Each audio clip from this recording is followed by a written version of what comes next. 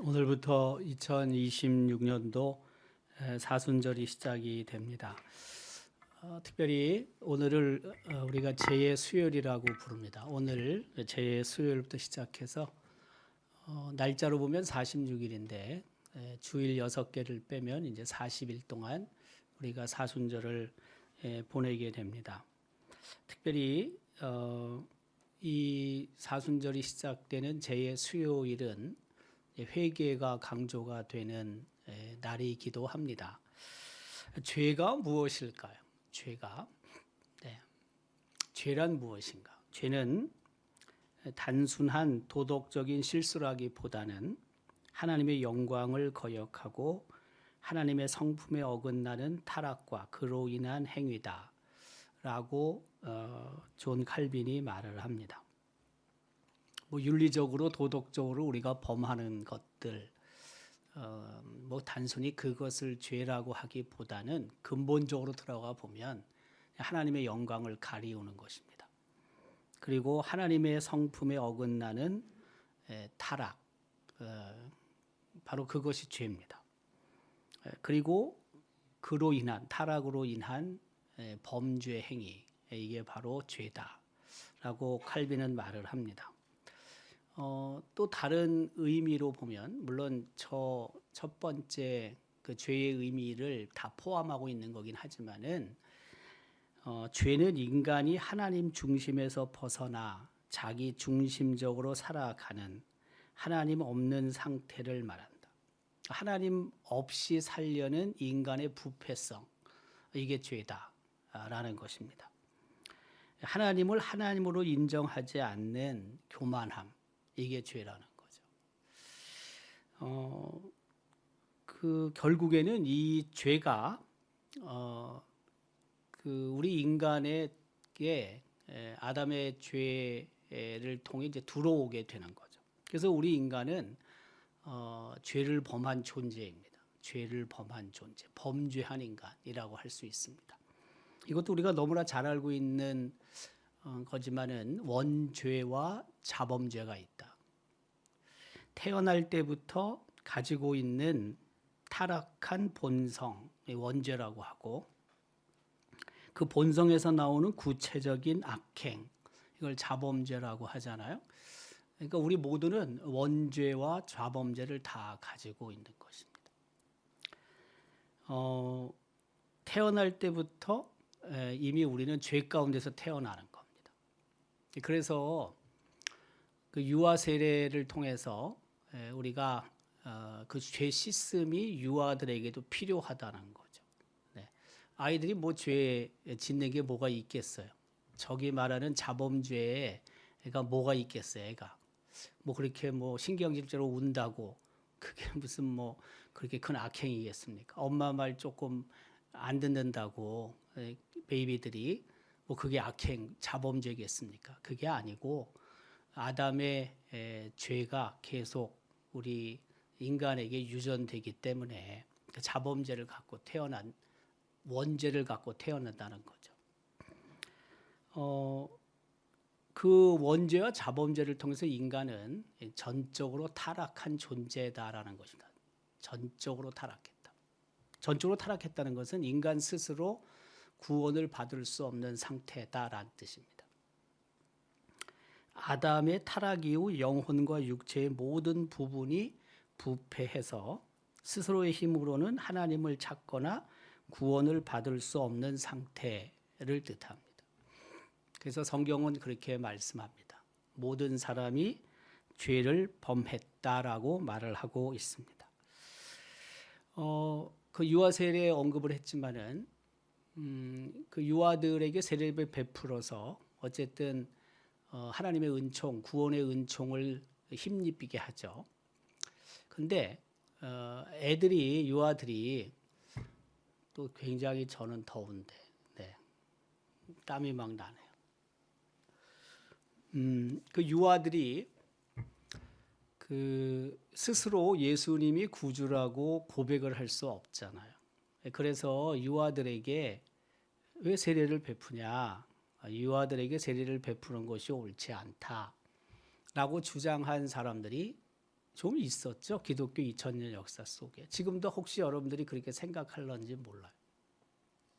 아니 이놈이 무슨 뭐 예수님을 아니 뭐 죄를 아니 십자가를 아니 전혀 그런 게 아닌데 어떻게 유아들에게 세례를 베푸냐. 맞지 않다. 근데 잘 생각해 보세요. 우리 어른들도 예수님이 누군지 내가 인격적으로 만났어요.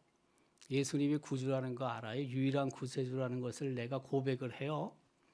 근데 설령 그렇다 하더라도 우리 스스로가 워낙 부패해져 있기 때문에 우리 힘으로는 구원을 받는 게 아니에요. 하나님이 우리를 선택하셔서 그 무한한 은혜를 베풀어 주시기 때문에 그 은혜로 우리가 구원을 받는 거거든요.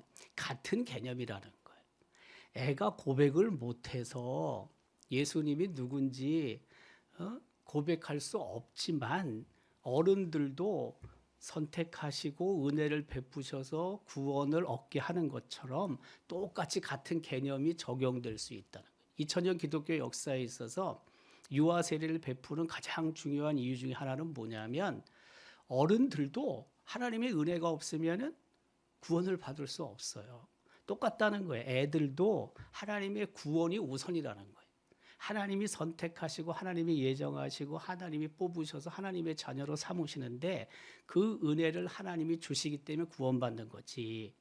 뭐 내가 예수님을 구주로 고백하고 영접하고 이것도 틀리는 건 아니지만 원칙적으로 보면은 가장 중요한 것은 가장 우선되는 것은 하나님의 선택과 하나님의 구원의 은혜라는 거죠. 똑같다는 거예요. 애들 입장에서도. 애들이 설령 예수님이 누군지 고백할 수 없지만 하나님이 그 아이를 선택하시면 하나님께서 구원의 은혜를 주시면 그 아이는 구원을 받을 수 있다는 거죠. 이게 아주 중요한 유아 세례의 기초가 되는 그 내용이죠. 자, 어쨌든 모든 사람들은 전적으로 타락했다는 거예요. 모든 사람들은. 그 죄의 결과가 뭐냐 도대체. 죄의 결과가 첫째는 하나님과의 단절이죠. 하나님과 단절, 하나님과 멀리 떨어져 있게 하죠. 그래서 결국에는 하나님의 마음을 아프게 할 뿐만이 아니라 하나님과 친밀한 교제를 나누지 못하기 때문에 점점 하나님과 멀어지게 되죠.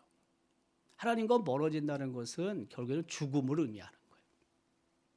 또 하나는 뭐냐면 죄의 결과, 죄의 종, 죄의 노예가 되는 겁니다. 죄의 지배를 받게 되는 것입니다. 결국에 죄의 삭은 사망이죠. 사망. 네.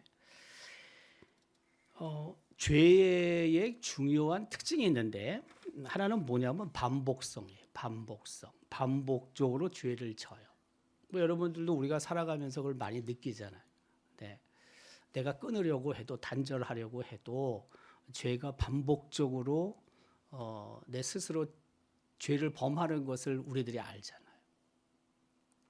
하지 않으려고 해도 짓지 않으려고 해도 반복적으로 짓게 되는 죄들이 생각보다 꽤 많거든요. 네. 그래서 중요한 죄의 특징 중에 하나가 반복성이에요. 또 하나는 뭐냐면 다양화예요. 다양성이라고도 볼 수 있어요. 죄는 우리가 하나만 짓는 게 아니고 이것저것 다양하게 죄를 짓게 돼요. 이걸 다른 말로 표현하면은 죄의 확장성이에요. 하나의 죄도 우리가 이렇게 더 넓혀져 가기도 하고 깊어져 가기도 하지만은 죄의 종류도 다양해져요. 확대돼요. 그래서 죄의 두 가지, 엄밀한 의미에서는 두 가지고 좀 더 나누면 세 가지의 특징이 있는데 하나는 뭐냐면 죄의 반복성, 반복되는 범죄, 또 하나는 다양한 범죄 혹은 확대되어 가는 범죄, 죄라고 할 수가 있는 거죠. 그래서 결국에는 우리가 이제 비참한 그러한 형편에 놓이게 되는 것입니다. 하나님과의 거리도 멀어질 뿐만이 아니라 하나님이 주시는 그런 평안과 위로 또 소망 뭐 이런 걸로부터 멀어지게 되는 거예요. 자, 우리가 이제 사순절을 오늘부터 시작한다고 그랬습니다. 사순절은 우리가 잘 알고 있지만 회개와 금식을 통해서 믿음을 성찰하고 그리고 다가올 부활절을 준비하는 시간이라고 할 수가 있습니다. 부활절은 매년 달라지죠. 왜냐하면 음력으로 계산을 하기 때문에 그래요. 네.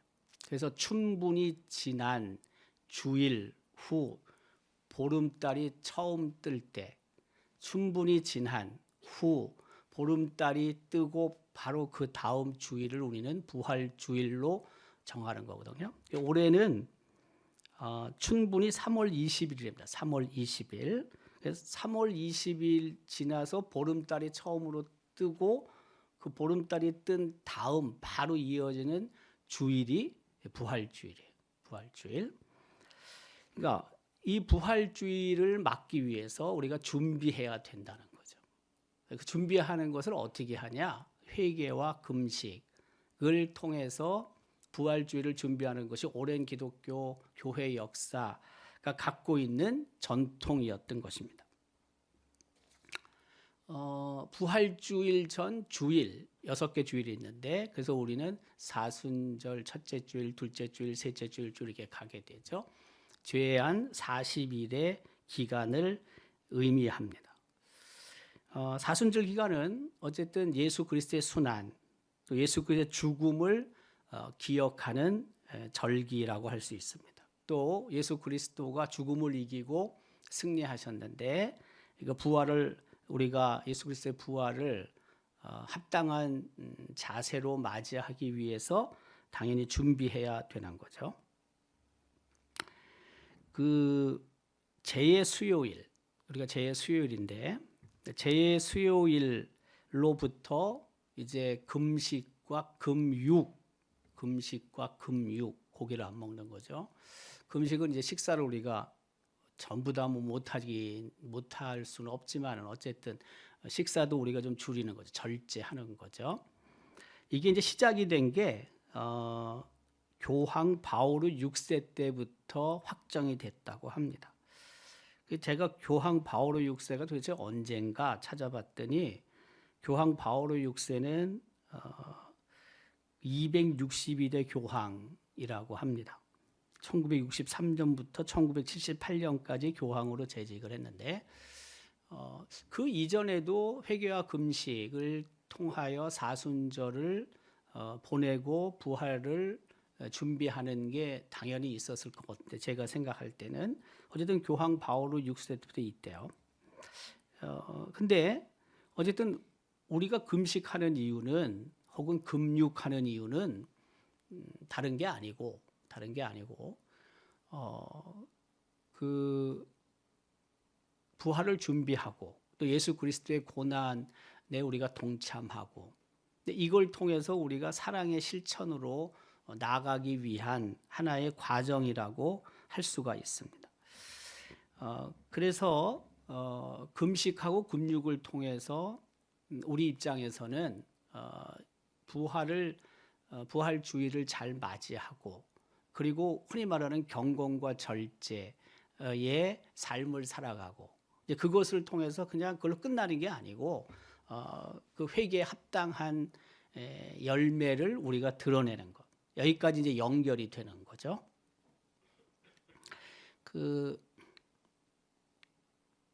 네, 넘겨줄래요? 네. 사순절의 시작, 이제 제의 수요일이잖아요. 네, 계속 넘겨주세요. 제의 의미가 있어요. 제의 의미 하나 더 밑으로. 네. 제의 의미가 있어요. 제의 의미가 4가지로 보통 얘기를 하는데 회개, 슬픔, 열정, 정화 요 4개로 얘기를 합니다. 오늘 제의 수요일이잖아요. 제의 수요일. 뭐 당연히 그 제의 수요일에 우리가 생각해야 될 내용은 회개죠. 회개. 우리의 죄를 하나님 앞에 내어놓고 죄 용서를 구하는 시간입니다. 특별히 우리는 아직 그렇게 안 하는데 이제 개신교회에서도 요즘은 그렇게 하는 교회들이 꽤 있습니다.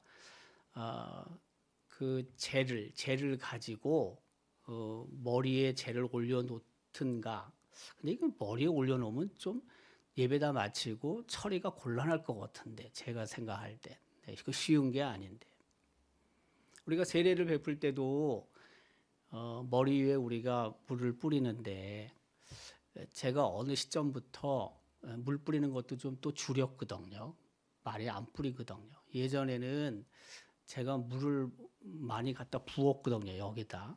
그러고 나니까 이것도 또 처리가 곤란한 거예요. 제가 가만 보니까 제 입장에서는 세례를 기억하는 의미로 물을 갖다가 많이 부어서 물이 주르륵 흘러내려오게 했는데 적어도 그거라도 기억하라고. 예전에 그렇게 한 이유가 뭐냐 하면 30여 년쯤 전에 우리 교회 청년 가운데 하나가 세례에 대해서 뭘 기억하냐? 세례 받을 때 뭘 기억하냐라고 물어봤더니 하는 소리가 누구 외 몇 명 할 때 자기 이름만 언급된 게 기억이 난다는 거예요. 아니 세례할 때 여러분 세례 받을 때 그게 기억된다는 것도 물론 뭐 나쁜 건 아니지만 원래 그게 본질이 아니잖아요. 세례 받을 때. 근데 예를 들면 세례 받을 때 20명이 세례 받는단 말이에요. 그러면 이걸 20명을 다 호명하기 힘드니까 예를 들면 김승학교회 19명은 안동교회 세례교인이 되었음을 성부와 성자와 성령의 이름으로 선포합니다. 이렇게 했단 말이에요. 근데 세례 받을 때 다른 기억은 하나도 없고 자기 이름이 그냥 하나 언급된 것만 기억이 되더라는 거예요. 그래서 제가 이걸 들으면서 이거 세례 이렇게 주면 안 되겠구나. 물이라도 그냥 왕천에 부어가지고 아예 그냥 머리카락 다 적게 만들어야 되겠구나. 이 생각을 내가 했어요. 그것도 뭐 기억하는 게 이름 기억하는 거 별 차이가 없다고 말하면 할 말 없지만 그래도 좀 많이 붙자. 그래서 제가 처음에는 우리 교회 다시 와가지고 세례를 베풀 때 물을 진짜 많이 부었어요. 그래가지고 우리 목사님들이 수건을 준비했다가 닦는데 바빴다고 물이 주룩주룩 흘러내려오니까.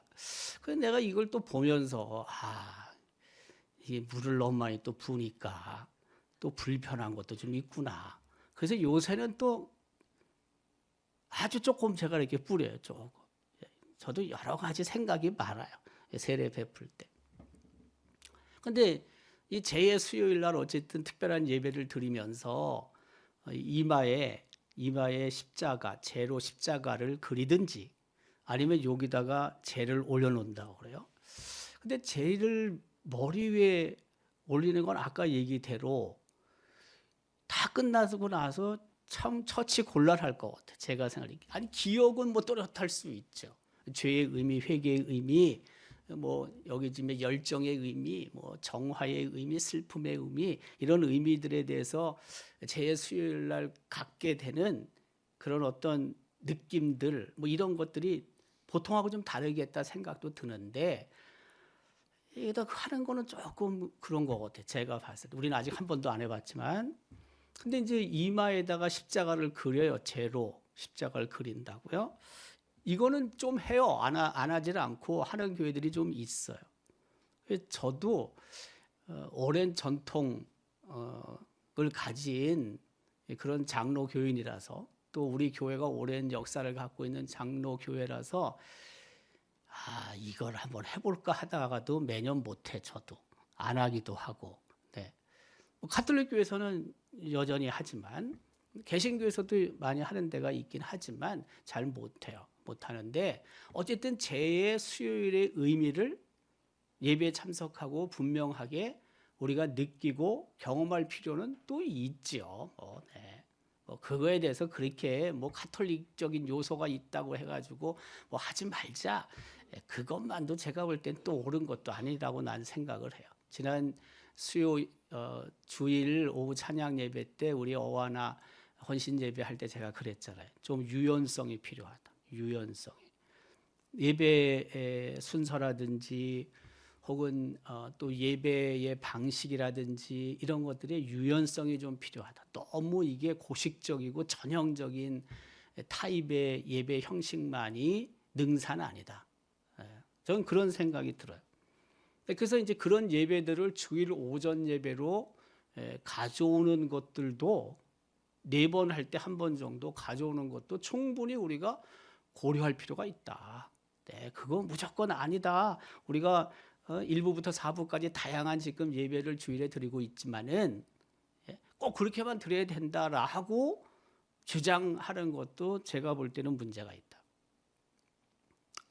뭐 1부 우리가 묵상 예배를 드리고 2부에 전통 예배를 드리고 3부에 조금 그래도 열려진 예배를 드리고 4부 때는 완전히 뭐 좀 단순화된 예배를 드리고 있지만 4번 예배가 저는 이걸 4번 예배를 계획을 하면서 원래 22년 전, 만 22년 제가 들어오면서 이렇게 예배 형식을 해야지라고 생각했던 것을 이제 비로소 이걸 갖춘 게 20년 지난 다음에 나는 들어올 때부터 이런 생각을 갖고 있었어요. 근데 여러 상황들을 제가 살피고 환경들을 맞추다 보니까 20년 만에 이게 됐는데 저는 그렇게 생각했어. 처음에 예배 시간도 중요하지만 오랫동안 이 전통 예배를 드린 분들 입장에서는 2부 예배를 나는 더 찾을 것 같다.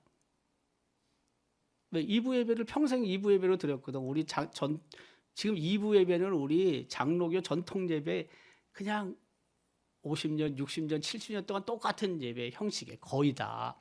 저는 생각할 때 연세 같은 분들은 2부 예배를 선호할 것 같다 이렇게 생각을 했거든요. 내가 이걸 보면서 느끼는 게 뭔지 아십니까? 예배 형식은 별로 관심이 없구나. 예배 시간을 중요하게 생각하는구나. 왜 3부 예배 때 주로 오거든. 근데 3부 예배는 우리 지금 전통 예배 양식이 아닙니다. 우리 교독도 안 합니다. 교독도 안 하고요. 찬송도 우리가 앞에 CCM으로 합니다. 안 합니다. 맨 처음에 시작할 땐 전 그렇게 생각했어요. 2부 예배, 9시 예배에 오랫동안 장로교 예배를 드린 분들은 이쪽으로 좀 많이 흡수가 되겠구나. 이런 생각을 내가 했었거든요. 근데 하고 보니까 전혀 아니더라는 거예요. 그냥 2부 9시 예배에 그냥 그 시간이 그냥 허용되는 사람이 오는 거야. 내가 가만 보니까. 그리고는 그냥 늘 3부 예배에 참석했던 분들은 그냥 3부 예배에 오는 거야. 그냥 오는 거예요. 그냥. 그래서 앞으로 이런 것을 하는 사람들에게 난 중요한 데이터가 된다. 이게. 우리 교회만이 아니라 다른 교회도 똑같다는 거예요. 제가 볼 때는 예배 형식과 예배 순서에 있어서 뭐 특별한 대상들을 생각하며 만드는 이 부분들에 있어서 그 특별한 대상들에게만 타겟을 맞춰서 만드는 예배 형식이 과연 회중들이 그걸 수용하냐? 그것보다는 시간이 더 중요하구나라고 내가 느꼈다는 거예요. 이건 제가 임상으로 경험한 거예요. 지금 내가 느끼는 거예요. 이게. 물론 4부는 좀 다를 수 있어요. 4부는 완전히 예배 형식 자체가 1부, 2부, 3부와 더 단순화된 예배 형식이기 때문에 조금 차이는 있을 수 있어요. 그런데 또 한편으로는 뭐냐? 4부도 제 생각에는 좀 느지막하게 깬 사람들. 주로 그런 사람들이 나오는 거예요. 내가 봤을 때. 그냥 한 15분 동안 20분 동안 CCM 찬양하고 좀 자유롭게 그것보다는 편리성이야. 편리성이 더 강조되는 것 같아요. 가만 보니까 지금 제2의 수요일에도 똑같다. 제가 봤을 때 이마에 십자가를 그리는 이 부분, 이게 만약에 제가 생각할 때는 의미를 굉장히 많이 부여한다면, 사순절을 시작하는 날 의미를 굉장히 회중들에게 부여한다면 할 수도 있다고 저는 생각이 들어요. 의미를 부여한다면. 근데 이것도 또 시간이 지나면 어떻게 되겠습니까? 첫째 해, 둘째 해, 셋째 이렇게 쭉 가다 보면 어떻게 돼요? 이게 그냥 너무 당연하게 되는 거죠. 처음에는 신선감이 있어요. 그래, 이 제 수요일 사순절이 시작이 되지. 내가 하나님 앞에 그 회개하고 용서를 구할 것들이 참 많지. 이 시간이 이런 의미가 있지. 이러면서 처음에는 참여하지만 그러나 이게 둘째 해, 셋째 해, 넷째 해 가면서 어떻게 돼요? 지극히 당연하게 느껴지는 거예요. 예. 이런 것들이 상당한 문제가 되는 거예요. 제가 생각했을 때. 원래는 오늘 사순절 첫째 날 제 수요일에 좀 특별한 예배 순서를 만들어서 예배를 드리려고 했어요. 제 계획에. 그런데 이게 그 구정 우리 마지막 날이다 보니까 이게 참여하는 수도 대폭 줄 것 같아. 그래서 제가 그만뒀어요. 원래는 특별한 순서를 제가 짜놓은 게 있어요. 여러 예배 형식들을 순서들을 검토해서 조금 이렇게 묵상하고 회개하고 또 회개 시간을 갖고 찬양을 하면서 자연스럽게 이 묵상 회개의 시간을 갖는 순서를 만든 게 있는데 오늘 원래 이걸 하려다가 제가 어쨌든 그 참석하는 인원수가 적을 것 같아가지고 제가 한 주 연기를 했어요. 연기. 다음 주도 우리 보통 일반적으로 하는 수요 예배가 아니라 좀 다른 형식으로 제가 예배를 드리려고 해요. 어쨌든 뭔가 좀 저는 새롭게 가려고 하는 그런 부분들이 좀 있어요. 그냥 늘 하는 대로 답습하려고 하는 마음보다는 좀 새롭게 변화를 가져가려고 하는 게 많거든요. 여러분은 어떻게 생각할지 모르지만 그게 여러분들한테 익숙하지 않아서 난 싫은데 라고 생각할지 모르지만 전 그렇지 않아요. 저는 계속해서 뭔가 새롭게 바꾸려고 하는 의지가 강한 사람이에요. 이것저것. 자, 어쨌든 제가 지금 언급하고 있지만 그 재를 가지고 사용을 해서 예배 시간에 뭐 머리 위에 재를 놓든 혹은 이마에 십자가를 그리든 이런 부분들이 그 재의 의미가 있기 때문에 그렇게 한다는 거예요. 재, 슬픔의 의미도 있죠. 슬픔의 의미도. 또 열정의 의미라는 건 뭐냐면 이제 재가 다 완전히 태워지잖아요. 근데 이제 그런 개념으로 우리의 열정이 하나님의 일을 하면서 다 소진된다. 그래서 그 재를 열정으로 생각하기도 해요. 그다음에 재는 다 태워지고 나면 거기에 불순물이 없잖아요. 그래서 이제 정화의 개념으로도 보통 이해를 하죠. 그 재를 뒤집어 쓴다는 것은 회개의 의미도 있지만은 애도 슬픔의 의미도 있거든요. 그래서 제가 회개나 슬픔이나 또 열정이나 정화의 의미를 갖는다는 거예요. 또 하나는 뭐냐면 앞서 언급한 것처럼 이 사순절 기간이 시작되는 재의 수요일에 재를 머리 위에 올려놓거나 이마에 재로 십자가를 그리는데 두 가지 의미가 있어요. 첫 번째는 뭐냐면은 인간의 유한성을 의미한다는 거죠. 너는 흙이니 흙으로 돌아갈 것이니라. 재, 뭐 영어로는 반드시 그 흙이라는 표현은 없지만, 근데 보통 저 흙을 더스트, 먼지라고 보통 영어로 번역을 하잖아요. 소일이라고 번역을 하지 않고 더스트, 먼지로 번역하거든. 그러니까 우리가 먼지로 만들어졌다는 거예요. 그렇기 때문에 우리는 먼지로 돌아가는 거예요. 근데 우리는 그걸 번역을 흙에서 왔기 때문에 흙으로 간다고 얘기를 하는 거예요. 흙보다는 먼지가 우리의 존재를 훨씬 더 어떤 면에서 정확하게 표현한다고 볼 수도 있어요. 우리를. 그만큼 우리가 그렇게 하나님의 손에 붙들리지 않으면은 정말 가치 없는 존재예요. 우리 인간들이. 근데 하나님의 손에 붙들리고 하나님의 형상으로 피조돼서 우리가 하나님의 사람으로 결국엔 선택받고 구원받은 존재가 되지만은 그 재를 머리 위에 근다는 것은 죽음을 필연적으로 맞을 수밖에 없는 존재구나라는 사실을 우리로 하여금 깨닫게 한다는 거예요. 또 하나는 뭐냐면 회개의 필연성이에요. 회개의 필연성. 그래서 오늘 우리가 본문 마태복음 11장 20절부터 읽었지만은 21절에 기록하고 있죠.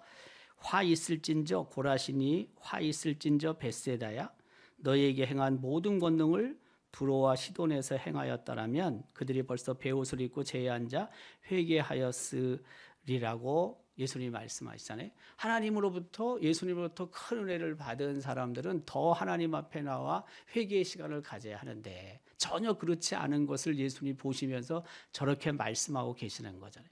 회개의 필요성을 얘기를 하는 거예요. 회개의 필요성. 회개는 당연히 있어야 한다는 거죠. 그래서 사순절을 시작하며 우리가 제의 수요일로 정하고 회개의 시간을 갖는 것을 얘기를 하는 거예요. 자, 회개를 했어요. 회개한 게 끝나냐? 그게 아니라는 거예요. 회개한 것으로 그치는 것이 아니라 이제 보속이라는 단어를 사용하는데 저거는 우리 개혁교회에서는 그렇게 자주 사용하는 단어는 아니에요. 영어로는 penance라는 단어를 쓰는데요. 보속은 죄를 회개한 후 속죄 행위를 말한다. 우리가 회개했으면은 그걸로 끝나는 게 아니고 회개에 합당한 삶을 살아야 한다. 이걸 얘기를 하는 거예요. 보속이라는 것은. 그래서 회개는 끝이 아니라 새로운 삶의 시작이다. 회개하고 나면 용서받으면 그냥 우리는 끝났다고 생각하는 경우가 많은데 그게 아니다. 회개를 하나님 앞에 했으면 하나님으로부터 우리가 사유의 은혜를 받았다면 우리는 그에 합당한 삶으로 나아가야 한다. 이것을 말하는 거예요. 그래서 회개의 열매에 관해서 마태복음 3장 8절도 언급하잖아요. 그러므로 회개에 합당한 열매를 맺어라.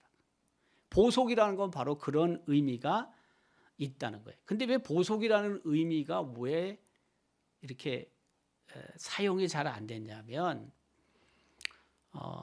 회개는 하나님의 전적인 회개를 통해서 사유의 은혜를 받는 것은 전적인 하나님의 은혜거든요. 근데 우리가 죄 용서를 받고 나서 이제 행위 쪽으로 넘어가잖아요. 저게 행위 쪽으로. 회개에 합당한 열매, 회개 후에 행위로 넘어가다 보니까 하나님이 주시는 그 구원의 은혜라든지 사유의 은총 이 부분이 자꾸 이제 감소되는 거예요. 희석이 되는 거예요. 우리는 믿음으로 구원을 받는데 그렇잖아요. 근데 마치 저게 행위로 구원을 받는 것과 같은 인상을 자꾸 준다는 거예요. 그래갖고 저 보속이라는 의미가 개혁교회 입장에서는 종교개혁자들 입장에서는 자꾸 이것을 같이 절화시킨다는 거죠. 충분히 저는 이해가 돼요. 그렇다고 해가지고 우리 그리스도인들이 회개한 후에 그냥 엉망을 또 살아도 되냐? 그건 말하는 게 아니지. 다 알고 있잖아요. 그게 회개에 합당한 열매를 우리가 맺으며 사는 것은 하나님의 뜻임의 분림이 분명하다는 거죠. 사순절을 우리가 이제 시작을 하는데 특별히 그런 회개의 삶, 정화의 삶, 또 열정으로 하나님을 섬기는 삶, 부활을 준비하는 삶을 우리는 당연히 살아가야 하고 더 나아가서 회개한 후에 하나님이 부으신 풍성한 은혜를 우리가 누리면서 정말 하나님이 보실 때 기뻐하실 만한 그런 믿음의 삶을 살아가는 것. 바로 그것이 우리가 해야 될 몫이라는 거예요. 하나님께서 바로 그것을 우리에게 또 요구하신다는 거예요. 이제 사순절 주일을 뺀 40일 동안 우리가 더 깨끗해지고 더 성결해지고 그래서 믿음 안에서 더 성숙해지고 그리스도를 닮은 자로 변화되어서 다른 어떤 해보다 2026년도에는 정말 하나님이 원하시고 기뻐하시는 믿음의 삶을 살아갈 수 있기를 주님의 이름으로 기원합니다.